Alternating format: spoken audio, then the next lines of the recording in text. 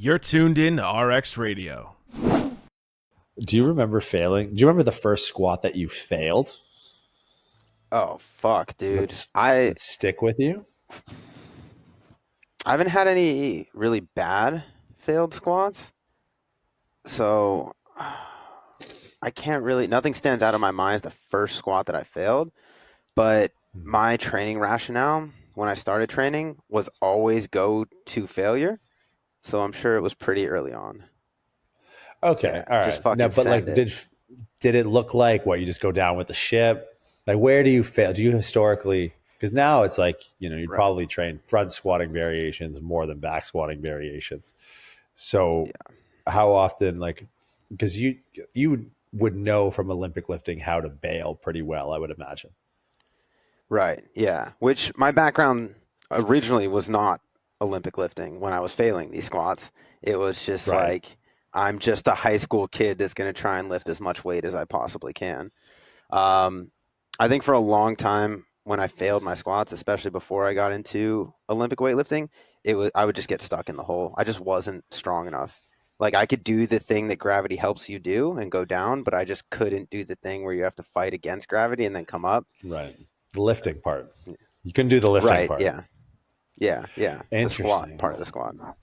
The squat Yeah. part of the Why? squat, right? Hmm. Yeah. Well, I'm trying to So think have you because, failed a like, squat? uh, so there's like a criteria of failing. I'm sure. Have I gone Right. down with the ship? Yeah, I remember. Like, this is always like competitive days. I don't think I Yeah, ever because loaded powerlifting failure is different than like the shit that I do with catastrophic. rubber toy plates. Yeah. Mm. It's it's Yeah. it's a different beast.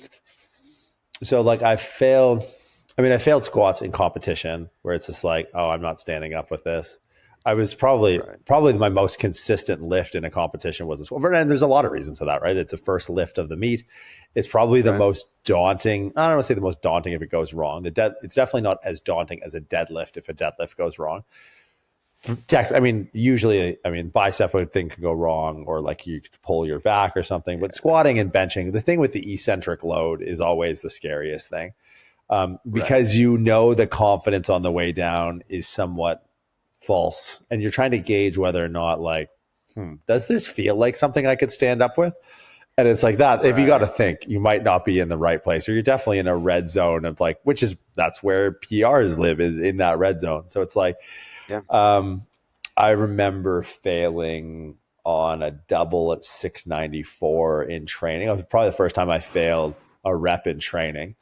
And this is like fairly early. This is probably going into my second or third meet. I'd have failed on the platform, but you get to a certain, for me, like a strength level that is like, okay, first couple meets, all my training lifts were very well selected, closely monitored. But I got to a point, especially with the training team that I was with, where it's like, you need to find out where your limits are before the meet. Like, you need to, and at least that was our ethos. So like, for like long-term stuff, like there's a certain point where it's like, okay, cool, 694 double. That's where your technique starts to break down. That's where like we start having some issues that might be attributed to just your technique under that type of maximum load, which is exposure that you need to have. Funny thing about that, and this is like insult to injury, and shout out Dan, this is one of my favorite stories, and I haven't thought about it until this second, was I failed the second rep at 694. I fell forward. I mean, it's probably the strongest spotters in the world, arguably. But I fell forward. They got me in the rack. And as I like fell forward, I ended up putting my head through a pane glass window. Oh. Eh, you want to know what was worse? The invoice the next morning. Dead Asshole. You're ass. weak and you have to Dude, pay for that. yeah, dude, I'll never forget like the knock on the door and like the little Italian man that said, "Oh, I was supposed to come to you to pay for this," as they fixed like I don't know, maybe a 12 by 12 square of glass in the back of Boss Barbell that I sailed my head through, like it was on some WWE shit. So it's like that was the most expensive squat. I mean, it was like whatever, a couple $100, but yeah, I Yeah. remember failing that, falling forward, and like you have knee wraps on, you're cranked out of your mind. There's Metallica's blasting in the back or whatever the fuck, and it's just that I remember it was a monolift by just to the left or to the right of the back door, and I like failed forward, lost my balance coming up, hip shot back, bar was about to go over the top, get scooped up by 7 strong angels, and then I continue my momentum forward and head just smashed right through. I was lucky I didn't cut myself, but yeah, that was pretty rough. I tore my quad on a triple. I forget what meet I was prepping for, but it was the second rep of a 300 kilo triple. And I'm like, oh, that felt weird. And then I went down for the third rep. And I was like, oh, no, sorry, weird meant torn. And then I was able to like stand up with it, but I was like, oh, okay, I'm not going to be okay for a long time. So I like, and it's funny as I went to I went to a conference on this dude's name who's actually just on Mind Pump, the guy named Dr. William Seeds, who's like the foremost expert in peptides, like in the world. And he's like I think he's like was an orthopedic surgeon. And I was like, oh, perfect. I'm going to ask him nothing about peptides and ask him about my fucked up quad. And he's like, oh yeah, that's your VMO. So I like shredded part of my VMO and it like coiled up, and it's still to this day exists as like a calcified. I feel it right now. There's like, I don't know, maybe a little over halfway up my quad. There's like what would be the equivalent? I don't know. It's like a knuckle. It feels like a knuckle. So it's like all muscle you poke in, and all of a sudden you feel this thing. Like, what the fuck is that? And it's part of my VMO that's like lives 3/4 of the way up my quad. But yeah, learning how to fail a squat. Fails are different. Well, I could tell you some gnarly one. Brandon Lilly, LA Fit Expo, 2016. Homeboy went down like the second tower. And he hasn't been the same. I mean, he's had a pretty crazy journey, from that point, because that was the end of his powerlifting career, right? Like he literally, like, I think he completely obliterated both of his knees, like ACL, MCL, meniscus, PCL. I think he tore the ALL, which most people don't even know what the fuck that is. Like when you're tearing ligaments that most people don't know what it is.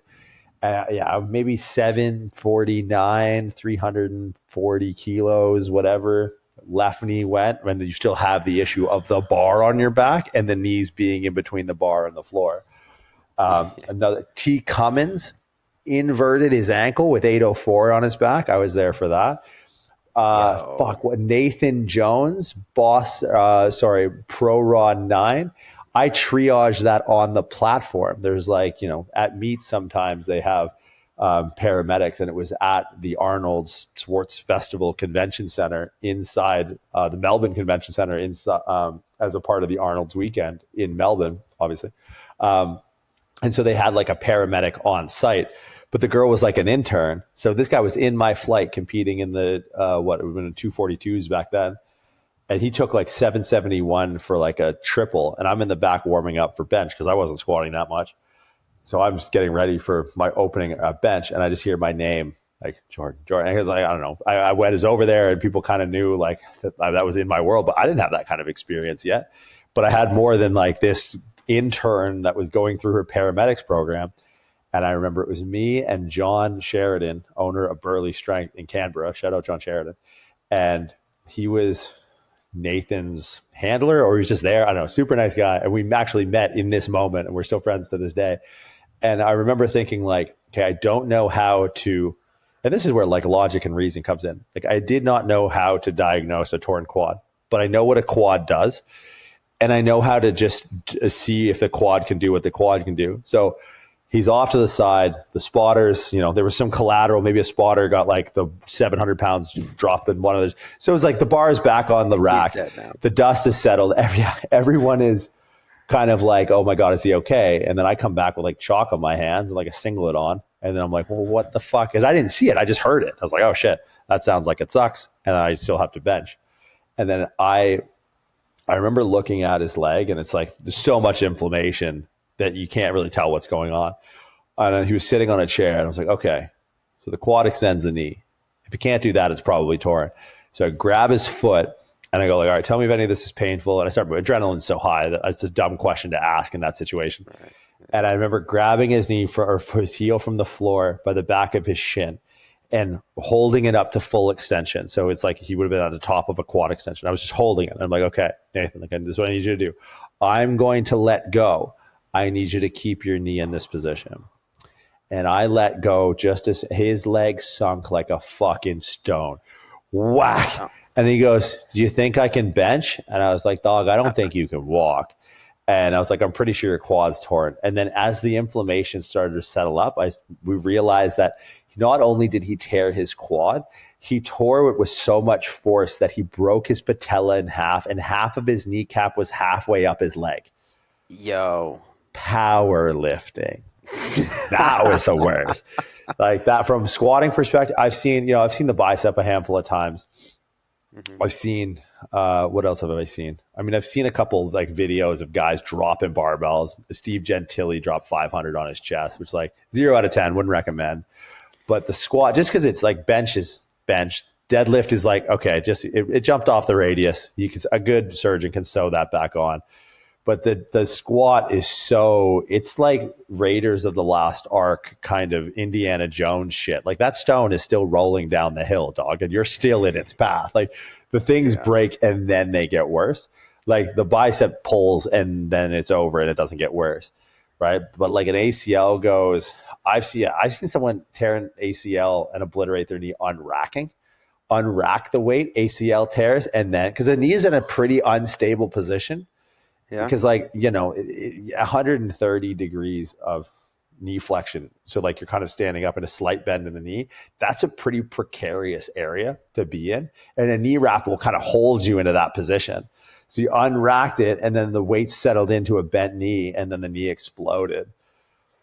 So, but it's like, these things happen at big stages. Like these are all like cornerstone meets that people are really trying to push the envelope.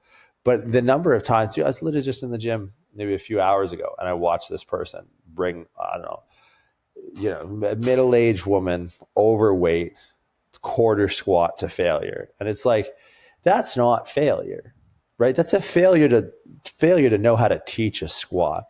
And I think there is a lot of debate, and we run in different circles. Not you, like you and I run in different circles than I think in most of the industry, where it's like, teaching someone how to squat, or the conversation of failure is very pertinent to both our styles of training because we're capable of reaching it, right? There's not a lift in the gym where snatch and clean and jerk would probably be a technical ceiling for me, but it's like everything else under that sun is like, yeah, we could take it to failure. Give me a rep or a set or two, I'll sort it out. But it's like, that's really not a pertinent conversation for the majority of your clientele, because there is like the technical muscular co-contraction coordination failure. And it's the inability for a coach or trainer to recognize that and be able to have like a programming strategy built around technical competency is probably the number one biggest issue that I see when we look at compound movements across the board, as well as, or more specifically the back squat or squatting patterns in general. Because it's like, I think I know people who train men and women differently. Men and women novice lifters are more alike than men and women are different. Yeah. Right. Like trying to differentiate programming strategies across gender is orders of magnitude less useful than having programming strategies across skill levels. Right. I'll like sometimes make a statement to people, especially like the coaches that we teach. And I'm like, look, there's going to be like different levels of explanation. So I'm going to give you, like when we teach courses, I'm trying to give you like the M72 single shot rocket launcher. You're at a party with an orthopedic surgeon and you need to sound smart. I'm going to give you that level. It's your job to have, help me out with the gun references here. What's a caliber down from some sort of anti-material weapon? Oh man, I feel like below that we got to go like a 12 gauge shotgun, and then like it's the 22 like handgun at the bottom. Okay, all right. I feel like Thayer would agree with that list, which is how I cross-validate gun decisions. Yeah. Yes. So the mayor of Kansas concurred. All right. So anti-material weapon, 12 gauge, 22. Yep. It's very useful to have explanations to commonly or frequently asked questions of that relative caliber. So it's like if I walk into a room and, there's a bunch of initials over everyone's name, it's like, I'm coming for the sure shot. I'm taking everyone down, right? I need people, if that's the tone of the conversation, then like, obviously as you get more comfortable with colleagues and professionals, you can, you're not worried about that. But if I need to make a statement, I can go there. research, whatever, like we can take a conversation to the most technically specific place of anyone as anyone can in the world. Now that's not useful. And the thing you need to realize is that just as we stratify our delivery of this information to a cognitive skill set or understanding, we also need to be able to actually alter our approach in the way we organize reps and sets to the physical ability. Because here's the thing. You need to understand these two components because they're massive. Well, you don't, because you do, but like everyone listening should. I have had clients that are academically need the anti-material, but the physical application is the airsoft gun, right? Yeah. So I've had clients like, dude, Spectrum. I had one dude, he did his PhD for 14 years in mathematics at Stanford. Like this dude, you needed to give him, PubMed IDs for him to understand, which was crazy because that didn't mean that mean counterbalance squat with a TRX, right? Like heels elevated TRX squat. So I'm giving him this because that's what but if you don't understand that, if you don't understand how to differentiate those two, because some people might be able to read a room, talk really technical, bar on the back, ridiculous. Those are two different skill sets. Like you need to understand the left and the right side of the brain, or however the fuck that works. It's like, because when you pair those things together, that's when you're going to start to see a lot of progress. But some people either they oversimplify the approach and they overcomplicate the exercise, right? Which is usually the case. Like, well, we're just going to sit back towards this. It's like, dude, what the fuck are you talking about? You're talking like a child right now. And you're also picking the wrong exercise. So the thing that you should have been overcomplicating is your thought process that goes into picking the right exercise. But what you've chosen to do is give the most physically complex task you could, and then meet them halfway by dumbing it down. It's like, what? Dude, the outcome, do the opposite thing, right? Like put some thought process into the actual squat variation or pattern that you're choosing, and then give them a little bit of something that they can use to move forward. So I think like before you try and teach someone to squat, you need to learn how people learn. Yeah, absolutely. I think a funny part about the squat too is, especially from the background that I come from, like heavy and CrossFit, Olympic lifting, is that squat, a lot of times people think as this is the introduction to training. Like you need to be able to squat. So that's the first thing that they'll teach.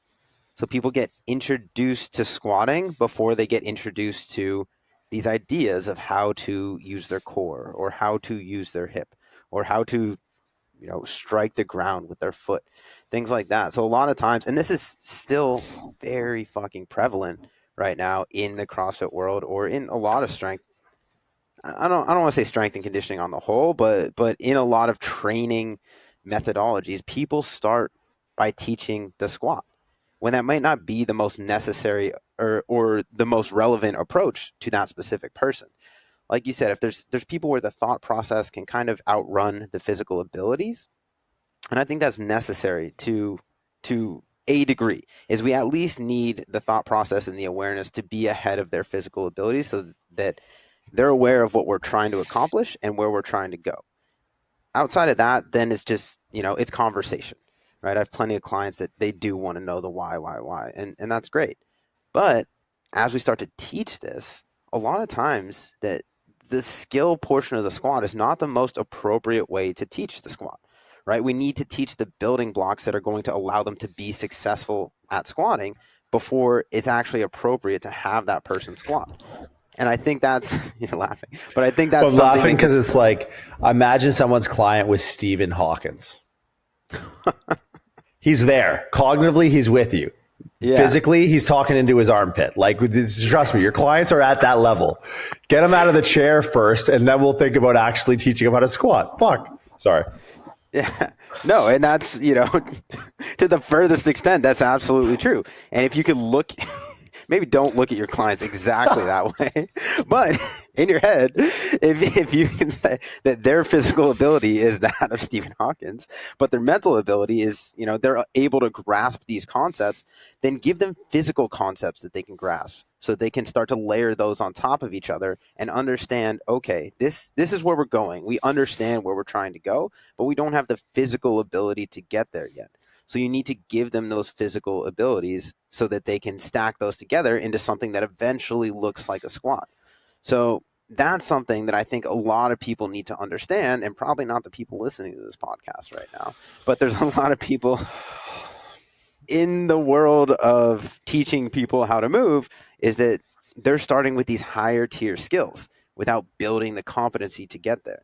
I got a conversation this morning in actually one of the Prescript labs about breathing and bracing, right? These are very low tier entry level skills to have, right? These are things that there's going to be a very short runway of progression on these, right? Is that we're not going to be able to progress breath work to the point where this person's squatting 300 kilos.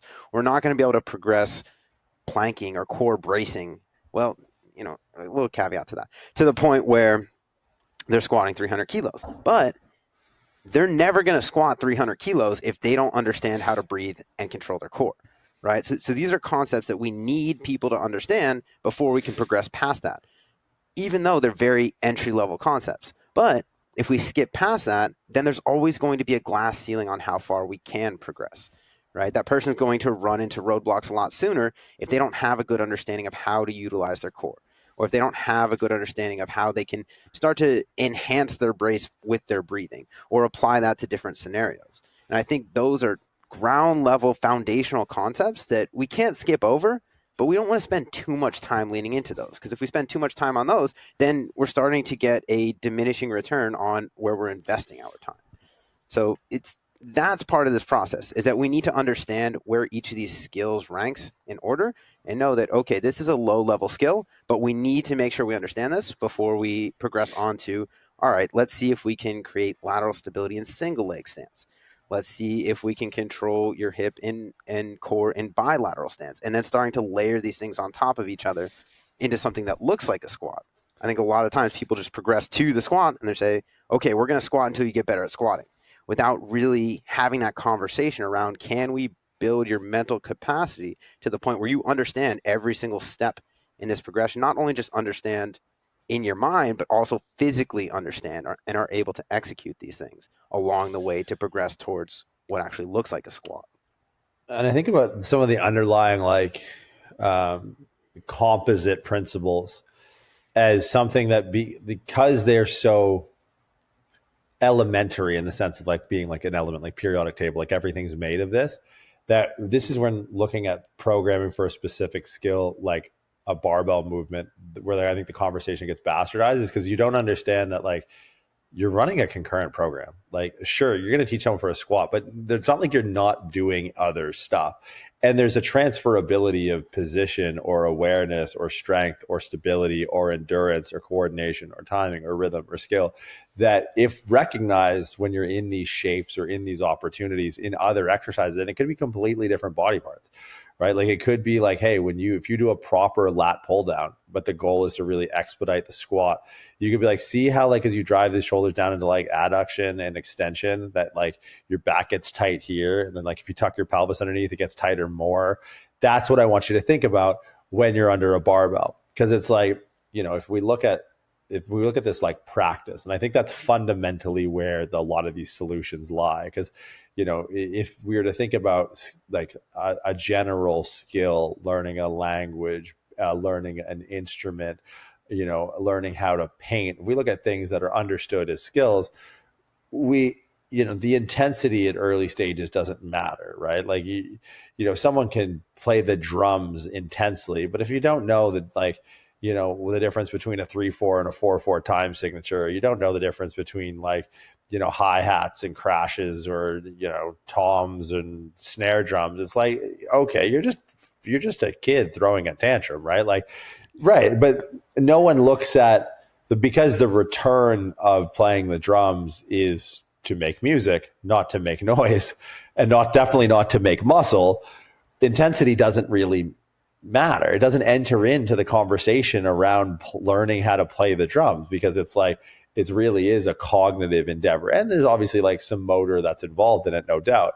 Right. So, or like learning a language might be better because there's very little motor involved outside of like the phonetics of making your mouth make sounds that your current language of tongue does not make. Right. Like if, you're trying to learn Russian, or if you're trying to learn like some sort of Slavic language, or you're trying to learn Pashto or something like that, it's like, good luck. Like the last time your mouth made a sound like that, you were choking on a Christmas fucking ham. Like you just weren't raised with those level of phonetics. Now the motor output of learning how to speak Pashto is very different than the motor output of, playing, I don't know, a drum solo from like Joey Jordison, RIP, if you're a Slipknot fan. Very different, motor outputs, but still nothing compared to the motor output of physical exercise, because the outcome can be closely tied to effort.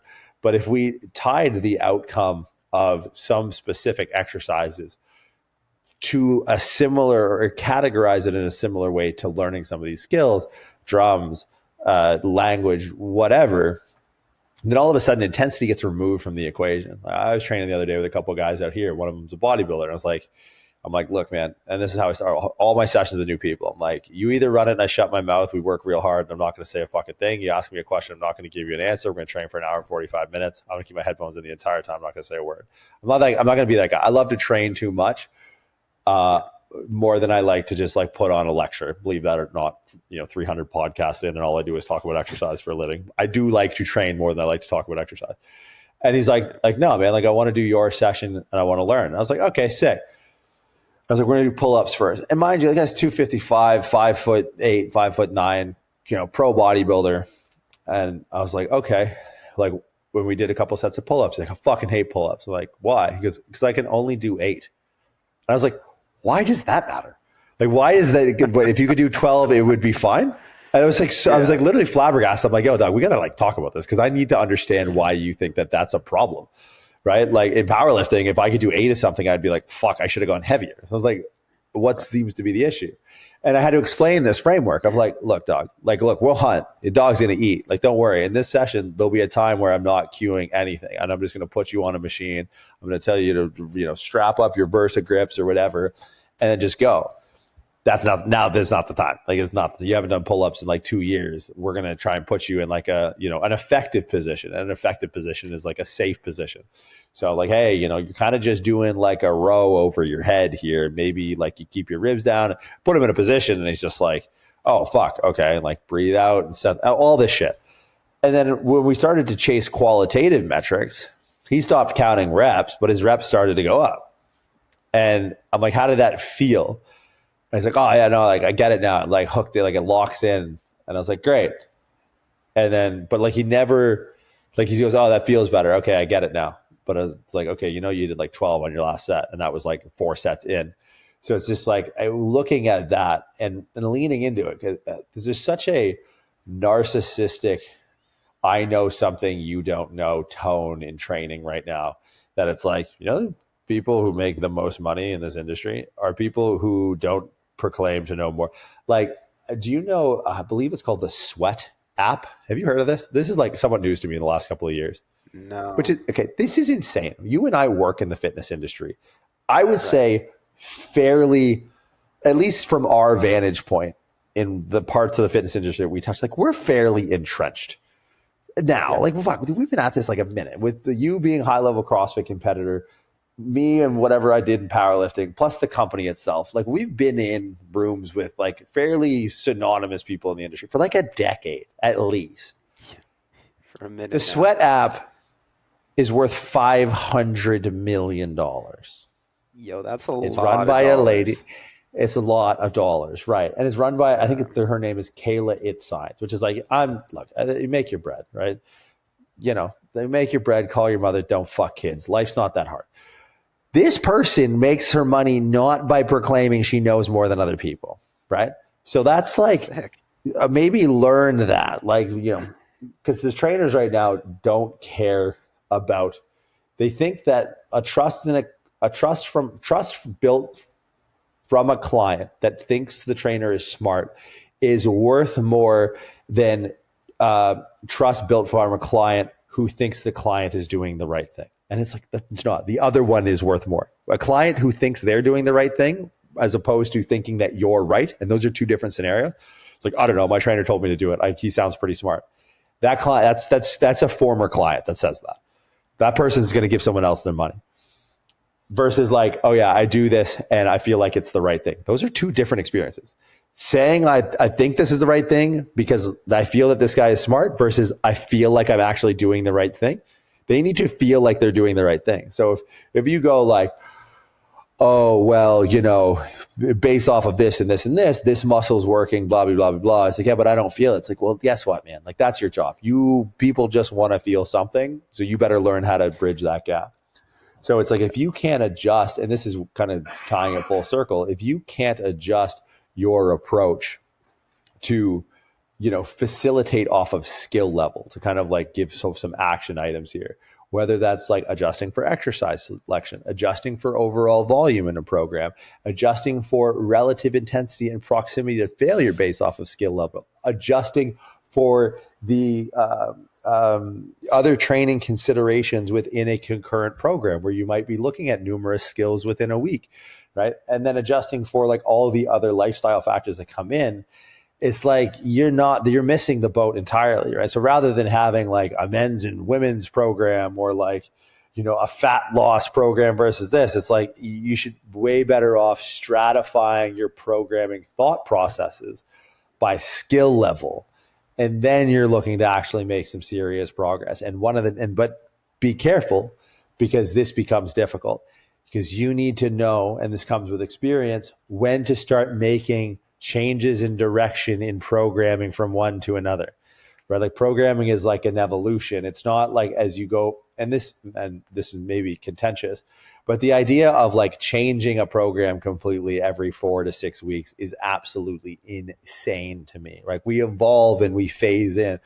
For example, dumbbells in my gym go up to 150. Now, when I had a sore shoulder and my back was fucked up, those were like problematic enough where I could put that in the first position. I could probably land within like an effective rep range, proximity to failure for like a couple of top sets. Let's say we're maybe getting like 8 to 10 the first week, maybe 10 and a bit the second week. And maybe by the 4 weeks in, I'm kind of pushing like 8 to 12 reps. I don't go, 4 weeks in, time to like swap up. I'm like, I'm just going to put something in front of this. And I just put it like maybe I started doing like assisted chin-ups. And I was like, okay, yeah, my shoulder's a bit fucked up. It feels better on this now. I'm pulling 4 by 12 or 3 by 12, 3 by 15. 150 is really not doing it. But now I want to test my shoulder more. Let's go in the overhead. Okay, I'll do some like assisted pull-ups on the Gravitron machine, a little bit of fatigue, go in. Oh, all of a sudden my 150, my reps are down to like 8 to 10 again. And then it's like the program never has a massive facelift, just slowly has an evolution. But people are so timid to start to take a step outside of the direction of the program that's currently working towards where the direction of where the program has to be to continue to work into the future. Right? So you see people get lost in a novice thought process of programming because the coach doesn't have enough confidence to start to push the needle towards the things that will circumvent the plateaus that will come as we work through novice to intermediate, and even more so from intermediate to advanced. And that's where I think understanding those things becomes a huge, because it's not enough just to know. That's the hardest part to start. But once you've started that and and you have like, okay, and we teach this in the barbell course, live now for sale, www.predescript.com, boom, coming at you live. We teach like, here's key performance indicators that will signal to you that your client is moving towards a point where the evolution of the program will dictate a shift in an expression of your thought process to start to represent exercise selection, exercise order, training frequency, overall training volume that should move closer to these parameters at our next skill level. Right? So we go from like novice, intermediate to advanced. Yeah, I think you bring up a really good point there in terms of program design. And I think something that is probably underutilized on the whole, or at least, by the average coach, is integrating variation. And like you said, it's not just 4 weeks of a different movement, right? If we're talking like skill adaptation, I'll bring it into my world here. We'll keep it with the squat. We'll say I want to progress. I want a heavier front squat. Okay, let's start out with a variation, something that's going to have a strong correlation, but it's not a direct correlation to our high-end squat.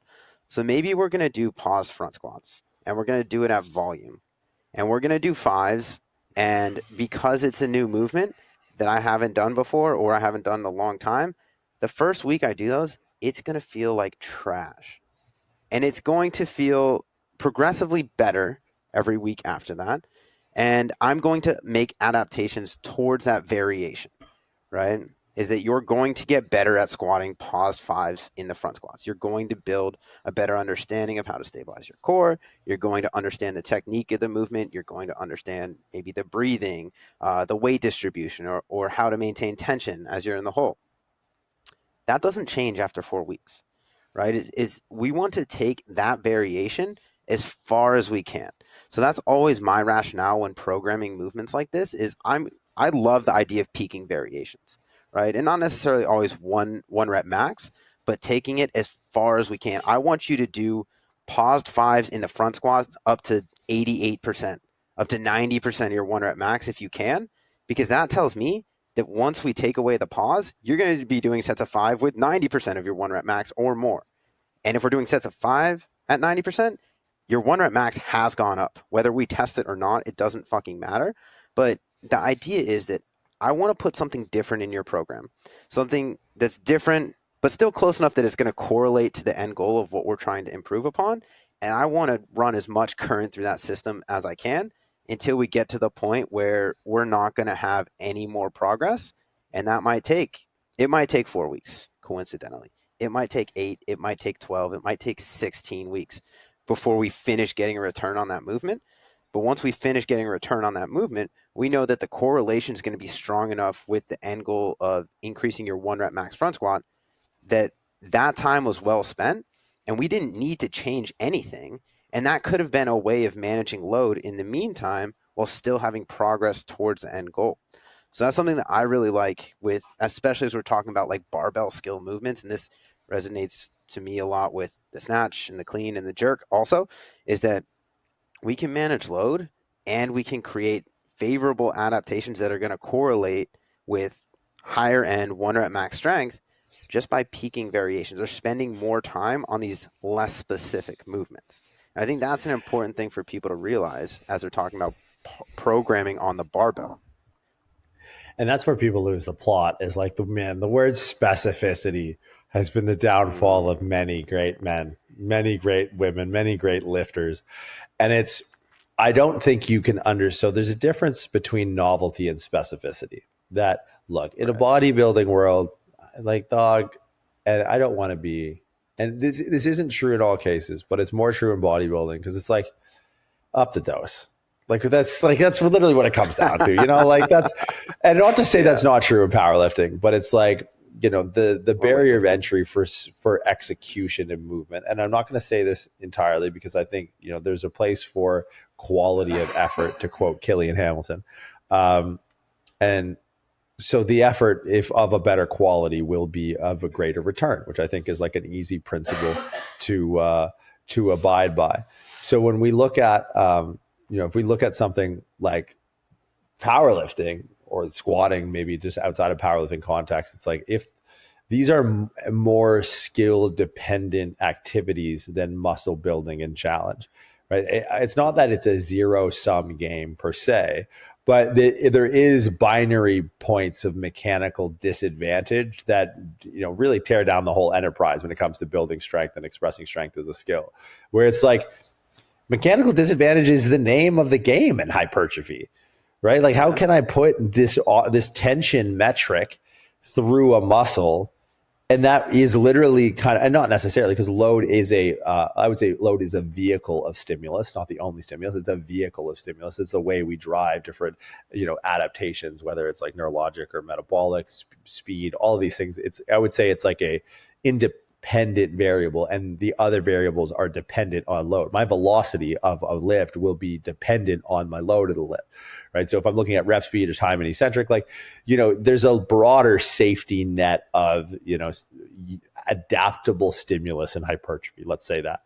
Where in strength, there's not that great of a margin for error in execution when it comes to managing heavier weights, right? So in bodybuilding, you can fall into adaptation with novelty.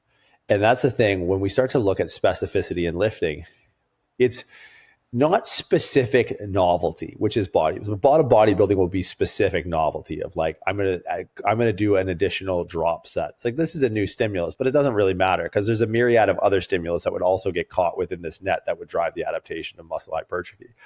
But you need specific novelty when it comes to effectively programming accessory movements that have a certain emphasis on a potential weak point within a lift. And that's only possible if you take that ground up foundational approach to teaching a squat to begin with, and you understand what each component does. Because when you see a technique break down, and when you see a technique break down at different skill levels, and this is Jedi mind trick shit. This is pre-script barbell stuff. Come hang with me in Stu Locke, pre.script.com. Should be on the homepage. So this is where you become super effective, is like, I understand that a chest cave for an intermediate lifter is a different breakdown than a chest cave for a novice lifter, right? And I understand the specific intervention that I need to use in the novice lifter that's not the same as the advanced or the intermediate lifter, right? So, and the problem is some people might get to intermediate levels by, being athletic, having a strong background in training, having an increased work capacity over time. And they're going to try and program their novice clients across their thought process of what works for them without ever learning the individual notes that make it up, right? Like, peaking accessory movements is so clutch, right? Like, taking an SSB, taking a block pull, taking a deficit pull, not only as tools of load management, but in managing the load, directing more load to specific tissues that are otherwise underloaded. My upper back is loaded more in an SSB, even though my upper back the bar on my upper back is loaded heavier with a barbell. But the way an SSB shifts your center of mass, it underloads the overall movement, but it overloads the tissues that are specific to me, that at my failure point at my skill level. And that's where this matrix of understanding how to organize exercises really starts to come to life, because it's, a lot of people, especially as you program, I know a lot of people that can program someone from novice to intermediate. It's not that hard. I know a few people, I'd probably count on one hand, that can effectively program someone from like novice or intermediate to elite. I know even less people that could take someone from novice to elite. And that's where Stu comes in, is like Stu, that's all he does is he coaches barbell athletes, and he's taken more than a few people from novice to elite. And the reason he's good at that is he understands how to intersect these multiple adaptations, from like learning to loading to underloading to overloading to variation to specificity to novelty. He knows how to, in like a 360 degree, a multi-dimensional fashion, be able to pinpoint someone's exact location and go, you need to move towards here. These are the tools that we're going to use to do it. And it's like, it's changing training frequency. It's changing these exercises, but not just arbitrarily. Like, I think hypertrophy training and coaches that get into hypertrophy training, which is great. And don't get me wrong. Like, I think there's a need for that, and understanding nutrition and training and stimulus and all that. Hypertrophy is great. Hypertrophy has a much in my opinion, a much larger net of a much larger margin for error when it comes to training specificity that still allow for meaningful adaptation, where strength is so binary in its skill set. It's on and it's off very quickly, that, it's not a summative threshold like hypertrophy can be. Right. It can't be supplanted necessarily by volume and effort, because the volume and effort are held victim to the technique. And that technique is held victim to understanding all of these independent variables that can be made up. And if you don't teach them that from the get-go, you're going to be left really having to deconstruct them. So you might as well, construct them properly to begin with, by teaching them these different, these elements, the primary elements of movement, these principles of movement, so that you don't have to strip the whole thing down and rebuild it from scratch when you're, 10 weeks or 10 years into lifting or whatever. Yeah, I love how this layers on top of each other, all these concepts in so many ways, because even just the way you're segmenting these things is that hypertrophy as an adaptation, much less specific strength as an adaptation, probably a lot more specific in the way that we're moving, the way that we're programming, the way that we're training. And then like just like a normal kind of periodization model is that on top of that, if we layer power on top, it's going to have to be more specific, and we're actually looking at, you know, bar speed and things like that.